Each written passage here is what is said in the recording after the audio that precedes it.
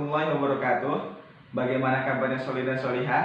Semoga semuanya tetap dalam keadaan sehat dan baik-baik saja. Dan semoga kita semua tetap dalam lindungan Allah Subhanahu wa Ta'ala. Amin ya Rabbal 'Alamin. Alhamdulillahirabbil alamin, kita bertemu lagi dalam pembelajaran doa dan hadis. Dan insya Allah dalam pembelajaran doa dan hadis kali ini kita akan bersama-sama membaca serta mempelajari doa panjang umur. Doa panjang umur. Semoga pembelajaran kita pada pertemuan kali ini memperoleh ridho dan keberkahan dari Allah Subhanahu wa Ta'ala. Amin ya Rabbal 'Alamin. Untuk mengawali kegiatan pembelajaran kita pada pertemuan kali ini, marilah kita bersama-sama membaca doa sebelum belajar. Berdoa dimulai. A'udzu billahi minasy syaithanir rajim.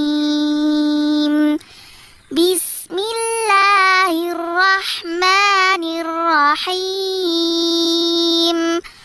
Raditu billahi rabba wa bil islami dina wa bi Muhammadin nabiyyan wa rasula.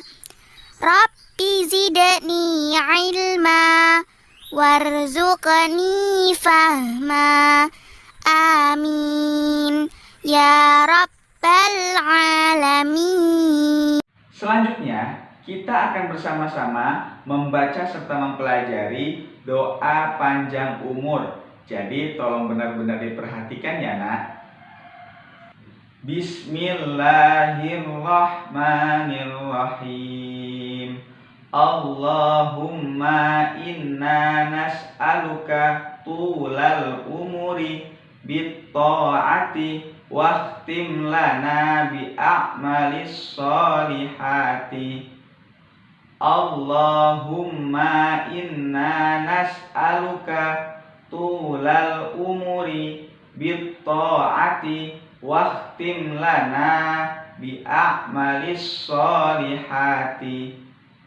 Allahumma inna nas'aluka tulal umuri bit ta'ati waqtim lana bi a'malis solihati. Artinya, wahai Tuhanku, kami memohon kepadamu umur yang panjang yang selalu digunakan untuk taat kepadamu, dan akhirilah kami dengan melakukan perbuatan yang baik. Jadi Nak, umur panjang yang harus kita harapkan dari Allah Subhanahu wa Ta'ala bukan hanya hidup dalam waktu yang sangat lama, melainkan umur yang selalu kita gunakan untuk taat kepada Allah Subhanahu wa Ta'ala dengan cara melaksanakan semua perintah yang Allah berikan kepada kita semua, seperti sholat, zakat, puasa, haji, bersedekah, patuh pada kedua orang tua, dan menolong orang-orang yang ada di sekitar kita. Karena selama apapun hidup kita di dunia ini, apabila tidak kita gunakan untuk beribadah kepada Allah Subhanahu wa Ta'ala, maka hidup kita ini tidak berarti apa-apa. Karena di dunia ini adalah tempat kita untuk mencari amal soleh yang bisa kita gunakan untuk hidup di akhirat kelak. Kalau kita tidak menggunakan hidup kita selama di dunia untuk beribadah kepada Allah Subhanahu wa Ta'ala, maka bekal apa yang akan kita bawa atau yang akan kita gunakan kelak untuk hidup di akhirat?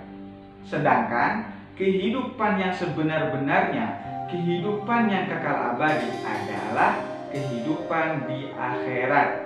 Dan amal soleh yang bisa kita gunakan untuk bekal di akhirat atau yang bisa menyelamatkan kita selama kita hidup di akhirat adalah amal soleh yang kita lakukan selama kita hidup di dunia.